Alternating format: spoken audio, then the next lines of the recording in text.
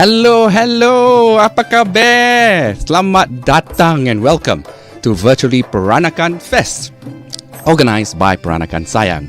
Nama saya Alvin Un, and I'll be your host for this 2-day virtual online festival featuring all things Peranakan. Now, this program was created for all babas and nyonyas around the world, and for those who love the culture, for them to remember, to reconnect, to realize, to rejoice and reveal more about our Peranakan culture.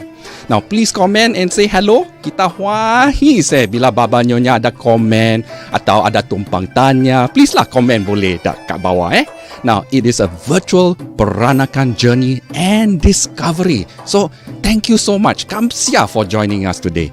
Now, to start off with our Peranakan Fest, we are going on a visit to the Intan in Joo Chiat, Singapore, with a very good friend of mine, kawan baik saya. His home is also a museum. So everybody is wondering, is it a home turned into a museum, or is it a museum turned into a home? So let's all find out more as we welcome on the show our good friend Baba Alvin Yapp. Hello, Baba. Yo, Alvin, how are you? Good to see you. Apa khabar? How is everything okay? Hey, Alvin, first and foremost, congratulations on the very successful virtual Peranakan Fest. I think there's a lot of people super excited. I've even had people calling me, and just about half an hour ago, somebody came knocking my door thinking the virtual experience is a real life experience. Yeah. Probably a misunderstanding. They thought it was an actual tour, But you're doing a good job, and I'm so excited to be part of it and to kick off with you. Yeah, and we're very thankful to have you support this program as well. Now, before we go on the tour, I got a few questions to ask you, burning questions that I like to ask you, boleh? Now, first question I want to ask you. What made you want to start a museum? What is your thought behind it? I get this question quite often. No one grows up wanting to open a museum, right? No, and neither did I. But the real reason is because when I was much younger, and I'm talking about much younger, like last year lah. We didn't have the Peranakan museum. We didn't have Peranakan Sayang. We didn't have all this internet stuff, and I was clueless about my own culture. And to learn about my culture, I started to collect Peranakan antiques. And that was how the house became filled with Peranakan material culture. Right. And the museum came and asked me to become a museum. So it's what we call an accidental museum. I didn't want to start it. Right. So it was your home first, then became a museum lah. Not become a museum, then become a home. If you remember, in those days, I was working for Singapore Airlines. I was living abroad for many years. And when I came back, I had all the bara taken out. So okay. And people wanted to visit me. Very good. Okay, so interesting. So, okay, another question, Yes, how do you feel when there's so many strangers? Of course, all these visitors are mostly strangers. You never met them before. How do you feel when they all step into your own private home, your own private space? How does that feel? The first thing I need to do is I must be properly dressed all the time. The house must be spick and span, or at least have a 2-minute makeover. But many of them come as strangers, and after a while they warm up and we end up as friends. So it's not too much of a problem. Just like you, when you are singing and dancing, right? After a while people get relaxed and they all become really good friends. Yeah, but it's not all come to your house now, your own home, no. Wow, that's a big difference. But you got a lovely place. When we collect and we love all things Peranakan, and we are so proud of sharing our culture, it doesn't feel like a stranger. It really feels like we are sharing our culture and our heritage to people who are interested. There's no better way to promote our culture. That is so true. So now you told us that you got so many things in your museum and your home. How do you maintain all the things that's around? There's so many things. How do you clean them? It's quite a challenge, kan? Well, every Saturday we have a volunteer program. You are more than welcome to sign up. We'll teach you how to clean the house. But when you love something, just like when you love doing what you do, it doesn't feel like a chore, and you kind of enjoy doing it. It's almost therapeutic. Wonderful. Now, you are so kind enough to bring us around your virtual, your home, your museum on a virtual tour. You're going to show us around. But before we do that, there's so many people who said hello. Thank you very much for everybody for saying hello. We've got friends saying hello from Japan, from Australia, from Penang. Wow, so many people. Hello everybody. Wow, so nice. From KL pun ada. People say hello to Alvins. Yeah, a very common name, Alvin, among our community. Later on, also another Alvin also. Then from PJ, Malaysia. Wow, so many people. Thank you so much, everybody, for joining us on our very first program in our Virtually Peranakan Fest. Okay, so Alvin, we're all ready. Can you bring us on a tour of your wonderful home museum? Sure. But anytime if you have any questions or any of our friends online have any questions, just pop it up and just ask me and I'll be happy to answer them. Correct. So, yeah. So if you all have any questions out there, please feel free to ask in the comment section, whether on Facebook or YouTube. And then we'll try our best, if time permitting, to answer all the questions because we got a very packed program today. So we want to make it as best as we can. So Alvin, let's go on the tour. Great. So where we are right now is the front of the house. You can see that it goes all the way to the back. Where I'm sitting is the front hall. And this is where most visitors start to come in. So I'm going to kind of turn the camera, so bear with me, just to give you a real life experience of how the house looks like. Okay, so this is where the house is. I'm going to bring you slightly outside so you can see how it would be. This is your safe entry. Check in, So most visitors we all scan first. That's where all my gardening is done. And when you enter the house, the first thing you will see would be the ancestral altar. So this is where, can you see that? Yeah, I'm going to just put this up here. Yeah, so when you come in, the first thing you notice is this, but most people would come and turn towards this angle right here. So exactly where I was would have been the first seat you see.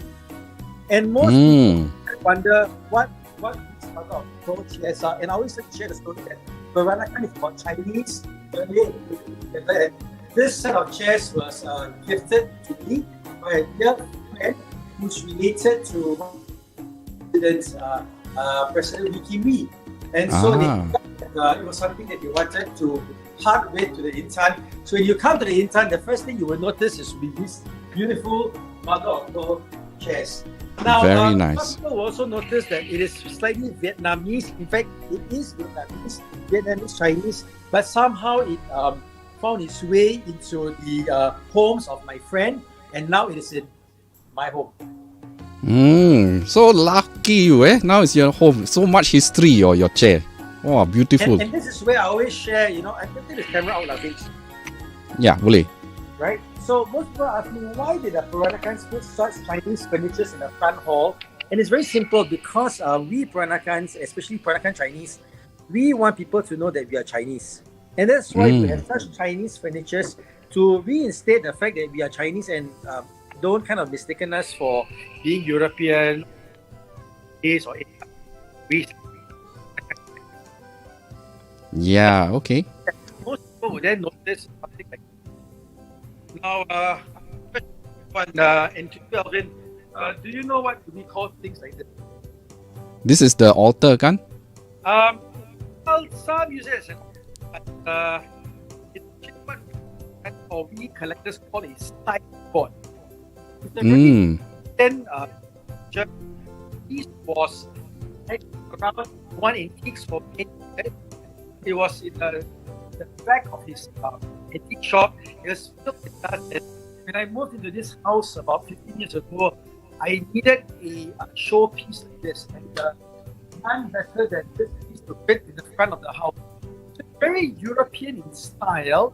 When you look closely up there, you start to see the Chinese figurines, the phoenixes, the peony, and as you can see, the Fulu show. Yeah. Somebody just said they can't hear me. Is it? Yeah. Now you're okay. Just now when you were holding something else, it was a bit rough. Your hand gatal lah, that's why. But I want to share with you, and this is a very interesting secret. So many Peranakans, like me, we are Christians or Catholics, but we often have Fulu show like this up there, right? I have a question for our friends. Can you guess where did I acquire this set of Fulusho statues. Where did you acquire this set of Fulusho statues? That is the question that Alvin Yapp is asking. If you all know, then you answer lah. Let's see any intelligent guesses. I found them in Singapore in the most unlikely place that you can imagine. I know, Fulusho Complex. Trust you, No, not Fulusho. No, not Fulusho Complex. Okay. You cannot be further from the truth. Actually, I found it in Holy Family Church. Wow. So it's a Catholic church. It's a Catholic church, and what I would do every Sunday after Mass, I would go to the thrift shop, and I'll go and raba and kind of search for little knickknacks. And lo and behold, somebody donated this Fulusho set of statues to the flea market, and it found its way into the Intan. That's a very interesting story. So unique. And I also want to share with you something other than the Fulusho statues. Can you see these statues here? This dolls. The patung. The patung. You can see there's one here.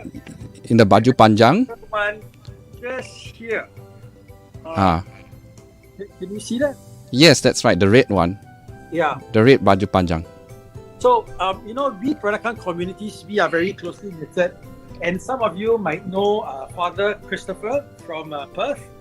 Yes. Formerly Penang. Yes. Yes. And many years ago, before he became a priest, I saw his beautiful handiwork. And I said, Chris, would you help dress up some dolls if I were to acquire them from Thailand? And I sent him 5 dolls, and one got broken along the way, but he wonderfully dressed 4 dolls up, and they are all here still at the Intan. And this wonderful. Such detailed and such a small piece of garment, and he could put it together so nicely. And this was at least 15 years ago. So Chris, if you are watching this, I promised you that I would keep the 4 dolls that you so lovingly made, and I still have all 4 of them here. Wonderful. Wow, so much history. The doll also got history. Okay, and what else can you show us? Yeah. Have there been any questions so far in the chat? So far, more technical questions, but it's fine. No burning questions as yet. For those of you who had some problems listening or to the audio, it was just because Alvin Yapp go and press something on his phone lah. But now okay already. You cover the speaker, no wonder lah. I want to share a little bit more about the house. This house I bought it around 15 years ago. I wasn't actually house searching. I was quite comfortable in my condo apartment, and a friend of mine said, there's a house for sale. It belonged to his cousin, and I came and I saw the house. I didn't like it very much, but I just went back, didn't think too much about it, and happened to see it in the classified ads when I was at Peter Lee's place one Sunday. I was sitting there after lunch and I was going through newspapers, and I saw this house for sale. And with that, I came and I made a very rash decision to purchase this house. This house is post-war, 1950s. When you enter the house, everything in the house is original. When I first found the house 15 years ago, there was some renovation done by the previous owner, but I left it as original as I found the house to be. So the upper level, the staircase, the beams, even the state floor, when you come here, it's original to the house. All I did was I brought in my antiques, and I brought in more antiques when I moved in here. And today it is my home and my museum. Hey, there's a question from our kawan called Linda. Linda asking you, can you tell us what the green pot is for? The one at the altar on your left? On your left. Your left. That's right. The green pot. Near the doll. Near the doll, the spittoon. It's a spittoon. Yes, correct. Okay, so yeah. This is called the tampui. So thanks, Linda, for that lovely question. So it looks like a urinal. This is a spittoon. many Peranakans, women were addicted to chewing bitter leaf, and they would have commissioned these beautiful enamel wares for them to split them into. You will recognize the material and the motifs being very typical with the tiffin carriers, which I'll show you in a while. And they were both made in the same places. I have a question, Alvin, for you and your friends. Yes. Where do you think these beautiful enamel wares were made from? Could it be made in Vietnam or Myanmar? Cambodia? Further, these were made in Eastern Europe, in Poland and Czechoslovakia. But I just want to share with you this one here, which Linda has pointed out. I can just turn the sign, and if you can read it, can you read what it says? Made in Germany. Yeah, so the Peranakans, through my collection, I found that they were commissioning porcelain from China, beads from France, and even enamel wares from as far as Europe. Thank you. I got another question. Please.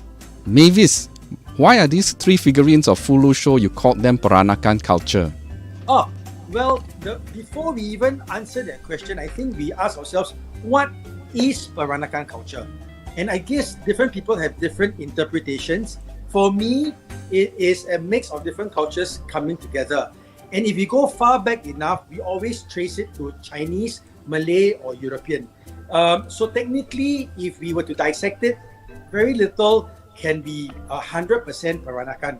When I talk about the Fulu show, what I'm saying is that the Peranakans, many of them were also Buddhists and Taoists, and many of them would have had the Fulu show statues in their front hall as part of their cultural lifestyle.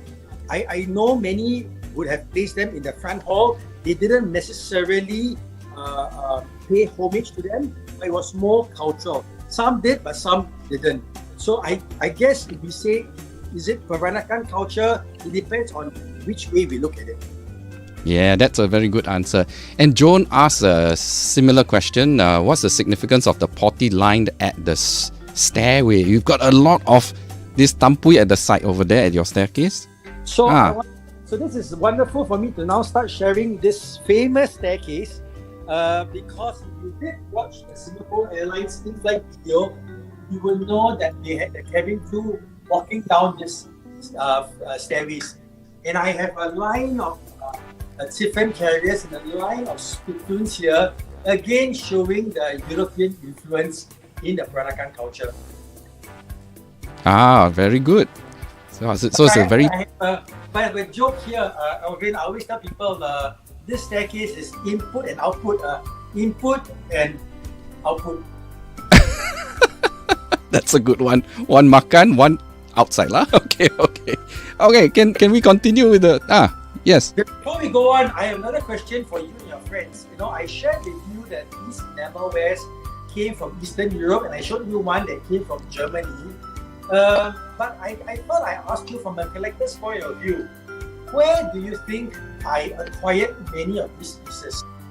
Whoa, that's a big question. From all over, I would think. Yeah, but you might want to guess which particular country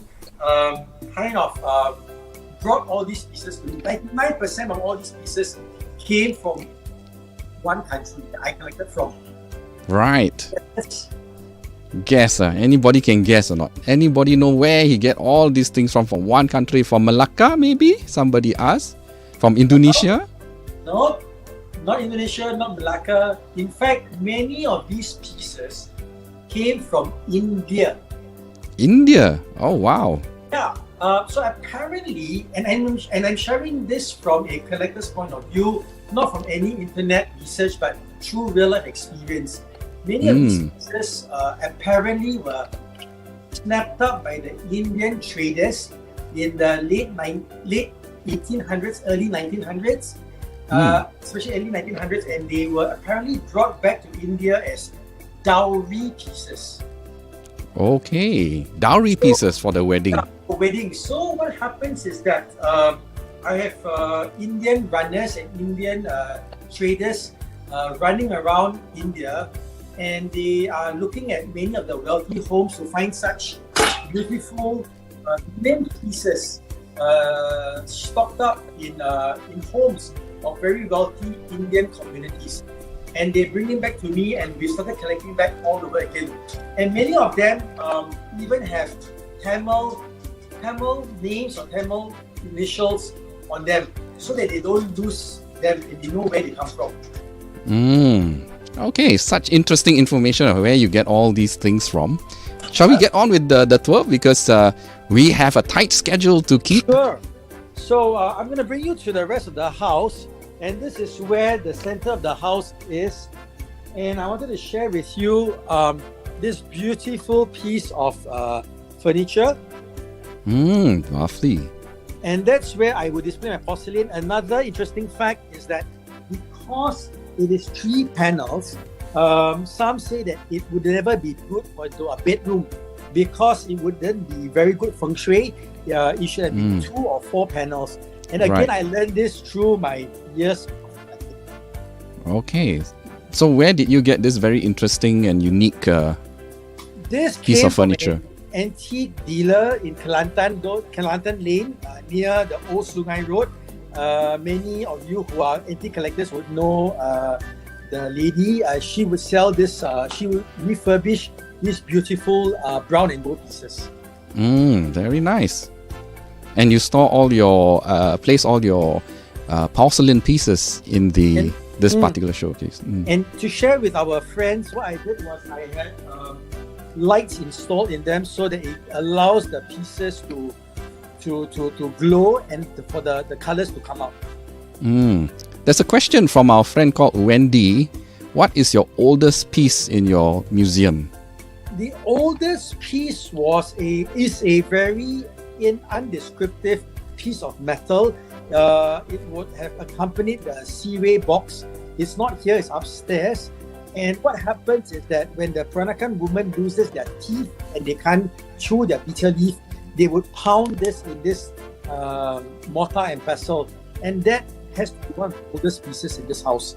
Most of the pieces here you see would have been made around 1800s to 1900s. Wow, fantastic. Okay, let's continue. For our Indonesian friends, I thought I'd highlight a pair of Peranakan Indonesian Chinese wedding furniture that was used for part of the wedding trousseau. So Peranakan culture doesn't expanded from Singapore, Malacca, Penang, and to different parts of Southeast Asia. Wow. Yeah, there are many Peranakan communities around the region. And right now, I'm going to bring you to the last part of the house, which is the dining area. And this is where we have our meals. And something quite interesting for many of our viewers is that many Peranakans are Catholics, including myself. And I always say that when an antique collector cannot find enough antiques to collect, we collect other things. So here is a very special collection of Catholic icons in different Asian identity. I'm not sure whether you can see them close up, but here you have the Madonna and the nativity scene in different Asian and sometimes even European outfits. Wow, what a collection. So many. I'm sure your maintenance a bit challenging, eh? Like this one here is a nativity scene from India in front of the Taj Mahal. And there you have, when Christmas is coming, you have Jesus, Mary, and Joseph with the, instead of sheep, you have the elephant. And a peacock. And, of course, same Jesus and everything. Such a mix. And I'm going to just now share with you something that I'm very passionate about in the last few months since circuit COVID started.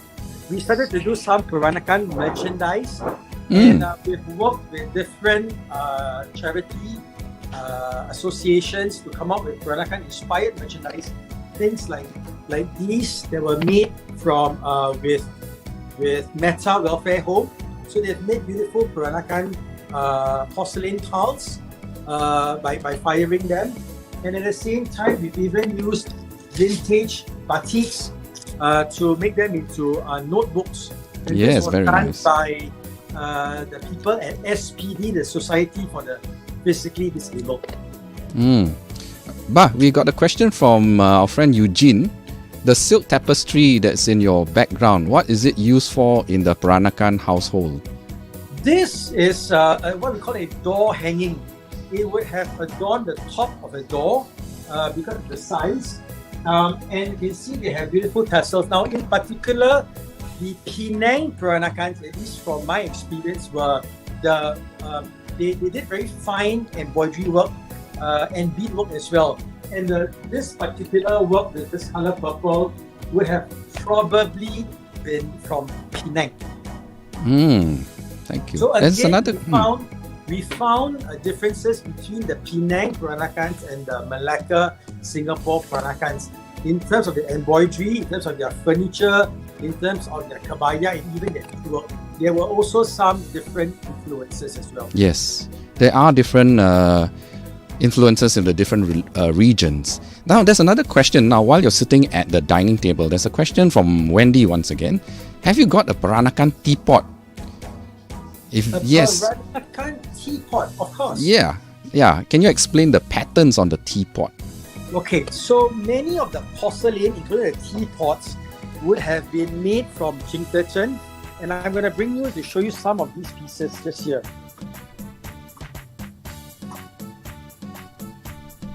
So these pieces were made in Jingdechen in China. Till today, Jingdechen is one of the best places in China to manufacture porcelain. Apparently, the earth and the clays there are of top notch.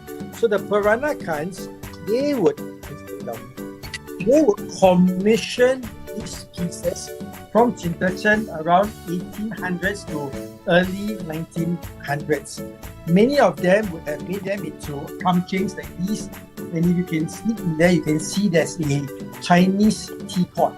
Where Vietnam is concerned, the teapots were either Chinese style like this, and there were also globular teapots, which were Western in style. Again, people ask me, did the Peranakans come up with such designs, with such color scheme? I don't think so. I don't think they had a Zoom call and they decided what colors and what patterns to have. I think the love for such color palette grew organically, and in the end, they became very synonymous with the Peranakan community.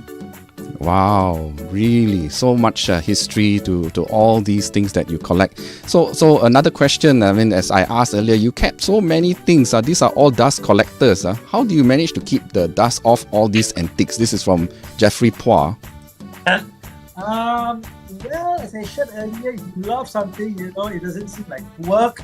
Many of the porcelain pieces, I think most important is not just the dust, but how do we best preserve and keep them as responsible custodian of these pieces. Now, let's be honest, our homes cannot be equipped with the state-of-the-art equipment like you have in the heritage centers. The best advice I can give is to keep the humidity as constant as possible. You might not be able to afford air conditioning 24 hours, but keep the pieces away from sunlight. For me, very fragile porcelain like this should be kept in the cabinets. Things that are less fragile, you can have them outside, like the enamelwares.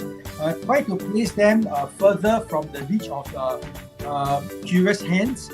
Embroidery is always one of the toughest to keep, and so the best embroideries are always kept in drawers, but again, very sayang if you don't share them.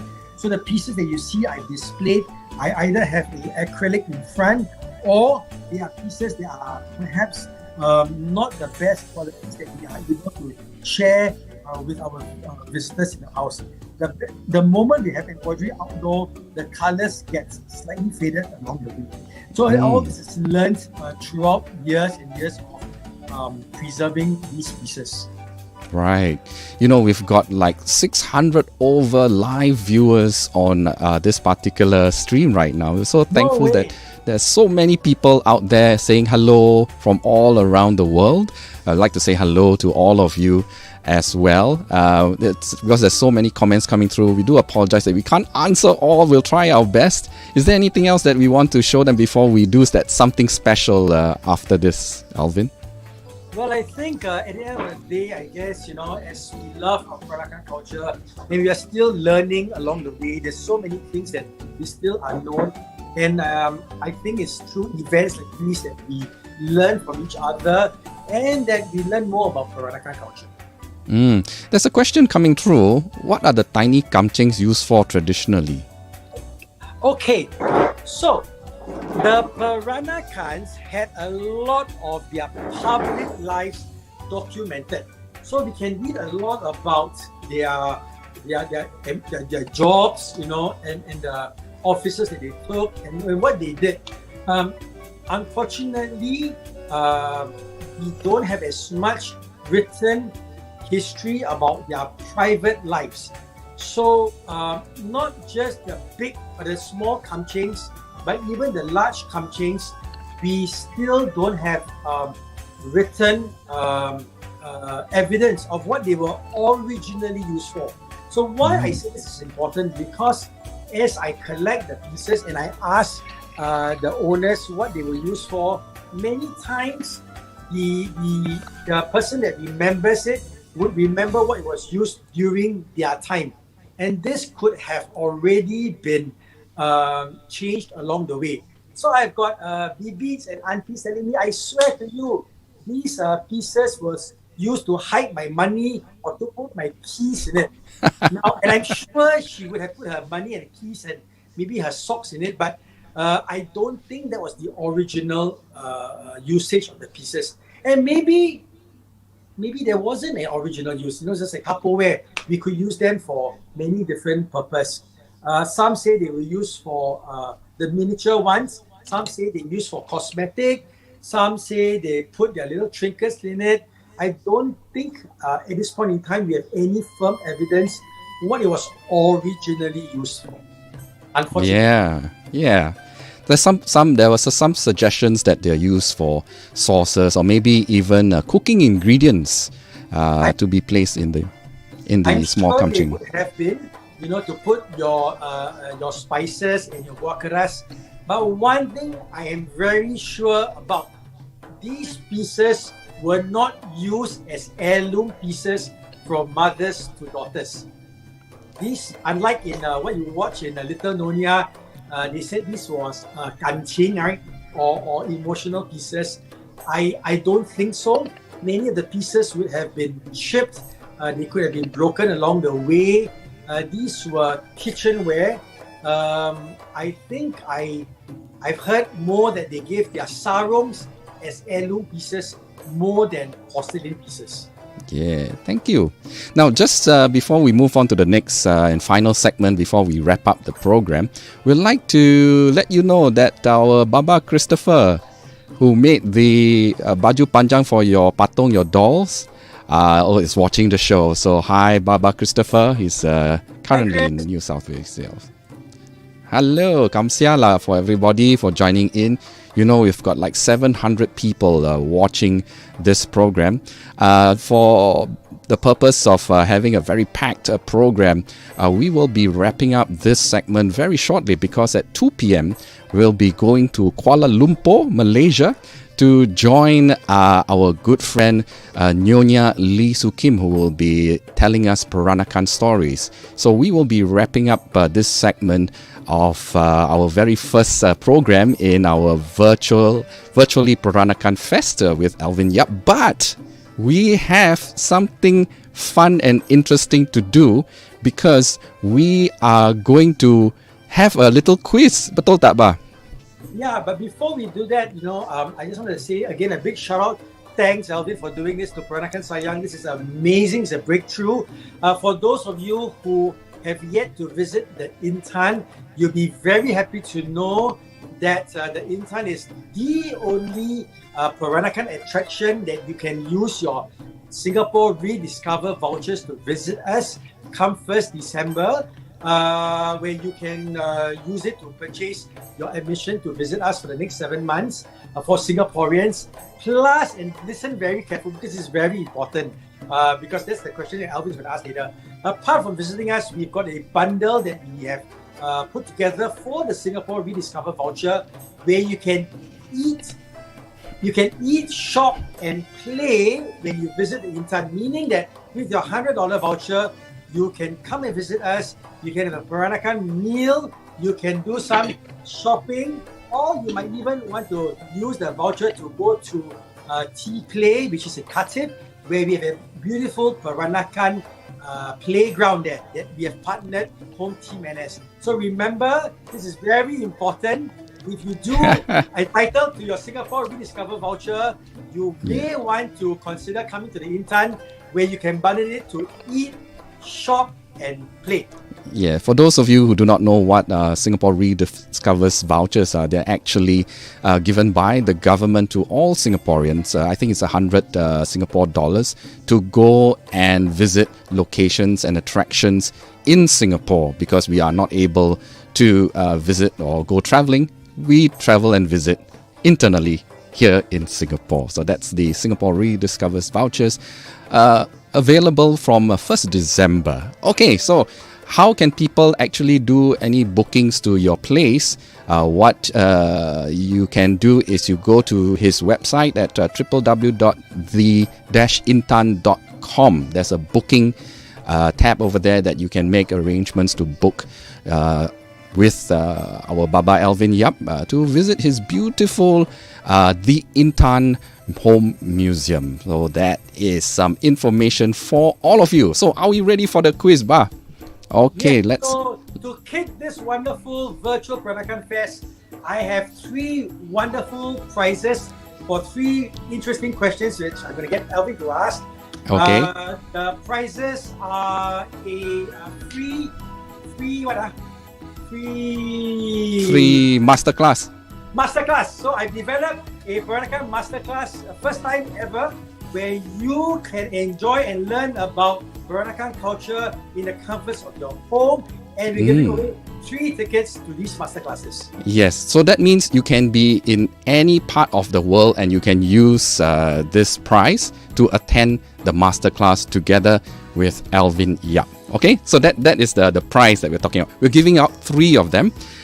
So what we're going to do is I will show you the question on screen, and fastest fingers wins. Okay, and I'm not going to tell you who won it first because there's going to be so many comments, but we'll see from our comments and we'll get back to you later on and let you know whether you are the winner, because I tell you there's going to be a flurry of comments that's going, because everybody wants to attend your masterclass, right? So okay, it's hot, okay? It's not hot, online yet. It's like right now, we are baking it anytime now. Okay, so I'm going to flash the question and fastest fingers, and later on we will review who was the fastest one to get the correct answer. Must be the correct answer. If not correct, cannot, Okay, so stand by your fingers on your comments right now. First question is, ready? Go! What is the meaning of the word Intan? What is the meaning of the word Intan? If you know the answer, quickly type in the comments, and if you're the first one with the correct answer, you will win the prize of the masterclass together with Alvin Yapp. So quickly, wow, I see so many comments coming through, but it's scary because we have like 700 over people watching the program right now from all over. The question was the meaning of the word Intan, right? Not Rotan or Setan. Not Rotan, No. We even have friends from Canada watching the show. Hello, Canada. So nice to see you. I don't know. It must be very, very early in the morning right now. Yeah, so that's the first question. Okay, so all the answers, I hope, are in. I tell you, there has been so many comments coming through. Not Jantan. Okay. So next question. Stand by. Okay, y'all can stop already, because chances are there's an answer there. Next question number 2, stand by, is where is the Intan located at? Where is the Intan located at? Yes, You got to find where is the Intan located at, the place and the country. I don't say wrong country. I don't say India. I tell you it's not in India, that's for sure. Although he mentioned India, but it's not. Yeah, that's right. But Intan is not in India. So you must mention the place, the road name, and also the country that it is in, because this is an international show, Yeah. Okay, that's question number 2. Boy, we have like 100 over comments coming through, Ba. I'm very scared to go through. Oh, your system can take it. Yeah, okay. I hope STB is watching this, because we're going to ask some funding from STB after this, right? Okay. Last one before we wrap up the show. Third question, stand by. Third question. What are the 3 things you can do with the Intan Bundle Singapore Rediscovers vouchers? Just mention the 3 things. I told you the 3 things. Come on. Yes, Alvin Yapp mentioned it just now. The 3 things that he mentioned. Put down the 3 things that you can do with the Intan Bundle Singapore Rediscovers vouchers. Get your answers. I don't want to see the comments right now. I'm very scared. Okay, so all the answers are there. We wish you all the best, that you're the fastest fingers first. And if you got it right, we will be in touch with you. We will respond to you via your Facebook or some other way that we can find you. We'll find you lah. Okay, we'll try our best. Okay, I cannot promise that some obscure no account. I don't know. We'll try. We'll find out later. Okay. It's time for us to wrap up the show, because we are going to have our next program starting very shortly at 2 p.m. So make sure you all go to that link and catch the next item. So on behalf of all of us, thank you very much, Alvin Yapp, for taking us on this tour. This has been fantastic. Thank you so much. You take care, yeah? Okay, for everybody else, thank you for joining us in our very first item on our virtually Peranakan Fest. My name is Alvin. We'll catch you later. See you. Take care.